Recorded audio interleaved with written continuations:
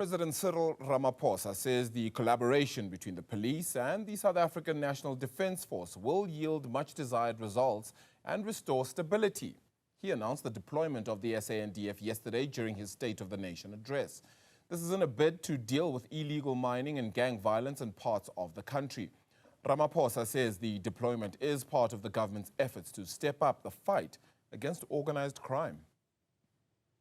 Our soldiers will act in support of the South African Police Service in troubled areas, particularly here in the Western Cape to deal with gang violence, and also in Gauteng. They have done extremely well whenever they have been deployed alongside the police, and they give confidence to our people, and they are a deterrent force. You must know that the soldiers are not police people. Soldiers are trained to kill and to defend the people of South Africa.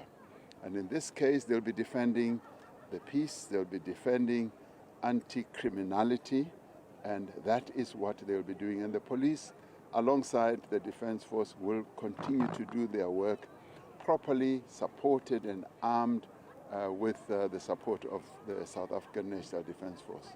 So I think it's a very good combination, and it's a combination that has worked very well in the past.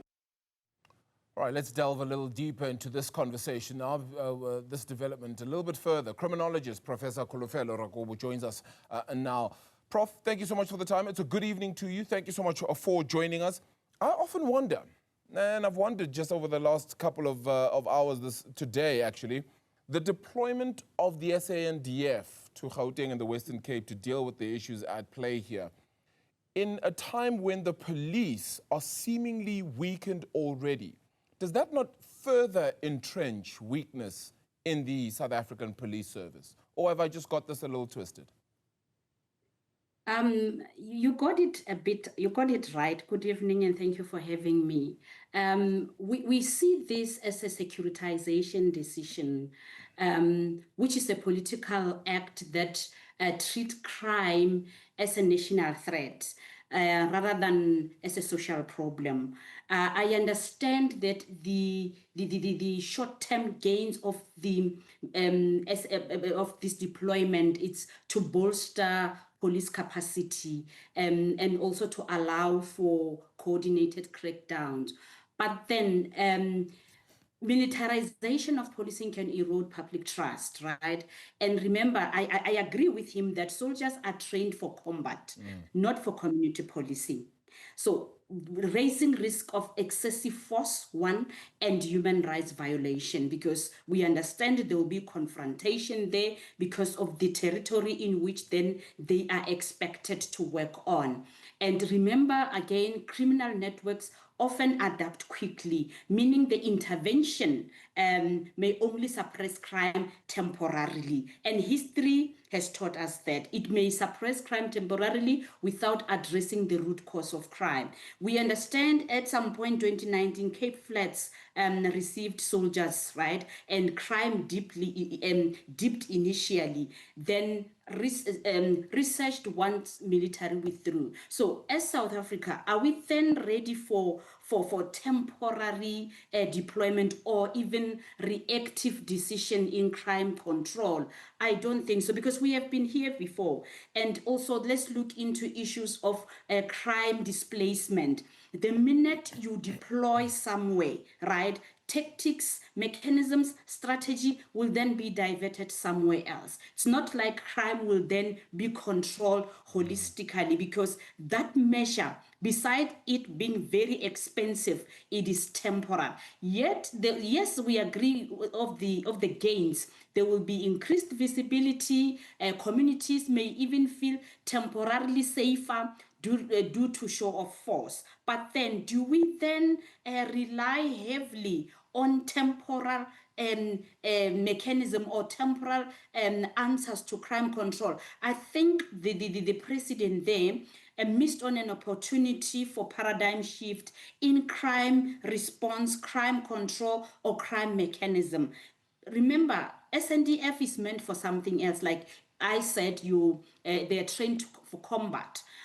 If now they are deployed there, are we then acknowledging weaknesses in the current law enforcement responses, are we then not diverting? Because initially the plan was to work on strengthening civilian policing capacity, to resource heavily SAPS, right, to deal with corruption, to beef up SAPS, for example, to then tap into socio-economic intervention, your community partnership, youth employment, and so forth. So in that regard, we're teaching criminals that we will be we will be reactive in nature, because we have been reactive for quite some time. But the question is it necessary at the moment? Yes, it's necessary at the moment. It's too costly. We are found wanting because we neglected mechanisms in place to ensure that we then come up with long-term responses to crime. Prof, so what's the solution then? What should he have done? And I'm not for one going on any side here, but this is perhaps a response to try and be serious about this, to try and tackle it as much as possible. But we're now saying that his response may be insufficient, considering the training that soldiers have, considering the situation, considering the adaptation, considering not dealing with the root cause. What then is the solution here? Like I said, as a country, we should invest in strengthening like civilian policing capacity, and we should also invest in sustainable crime prevention models, right? Because we do have beautiful policies in place that can tap into your sustainable crime prevention models, your neighborhood watch, and so forth. But then understanding of the root cause of crime will definitely help.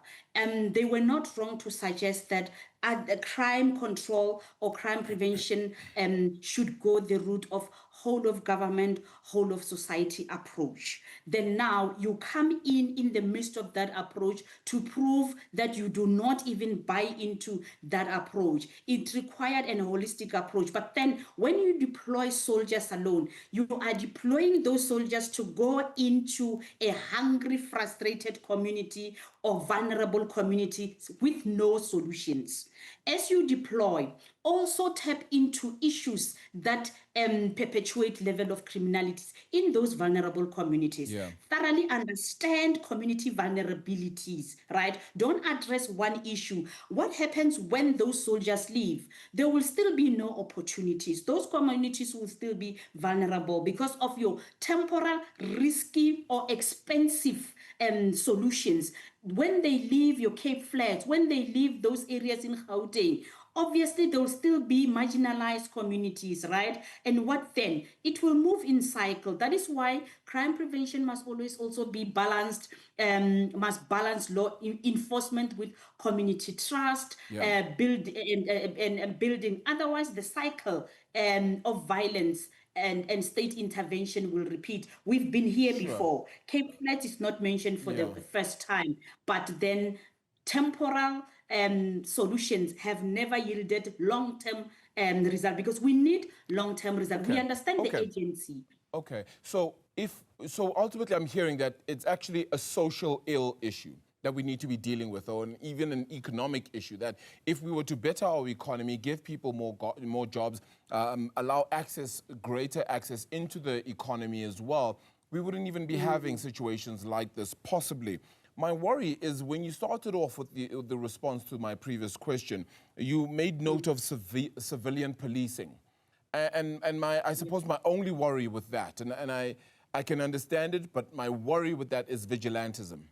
And if that comes to the fore, we then break down as a society and we denigrate to becoming exactly like those we're trying to stop. Surely that can't be happening either. I don't know if I understood you very well, because I highlighted that the route should be strengthening civilian policing capacity by investing in your intelligent-led policing, right? A specialized anti-gang unit, and also better resourcing of the SAPS. That's what I meant when I talked about strengthening civilian policing capacity. Beef up those, but at the same time, attend to long-standing socioeconomic issues that makes communities vulnerable. You cannot go to Cape Flats and then, yes, you can protect them, and you can temporarily protect them, but give them mechanism, present them with opportunities for self-sustenance, right? Though Cape Flats at the end of the day should be able to then deal with crimes on their own. What are issues that lead to violence in Cape Flats? Is it youth violence, or how vulnerable are they, unemployment and so forth? When are we then attending to those issues? I am saying, as you deploy, do not neglect long-standing socioeconomic issues that led to where we are. Look at us moving in cycle, where interventions are constantly repeated. And with this, what are we saying?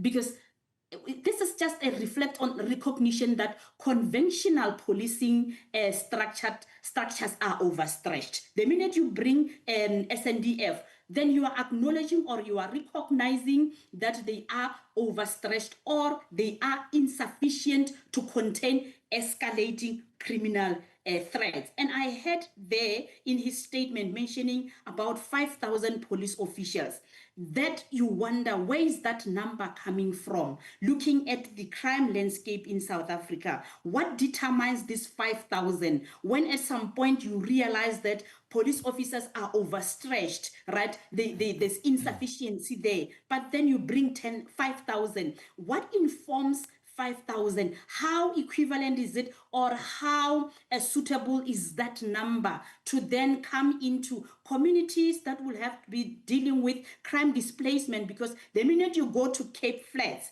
that gangs, again in that Cape Flats, will then disperse and identify another vulnerable community. Do not identify Cape Flats alone, because the communities nearby are going to be victims, or they are going to be highly vulnerable due to crime placement, because we expect in any crime response, it's either displacement will be tactical, operational, or location-wise, or even geographical, if I were to say so. So we're going to Cape Flats. What then about other surrounding communities? When you plan, have that in mind, that the minute now soldiers are going to be highly visible in the Cape Flats, what about other communities? How vulnerable are they? And what will then be in place to ensure that you also protect other surrounding communities?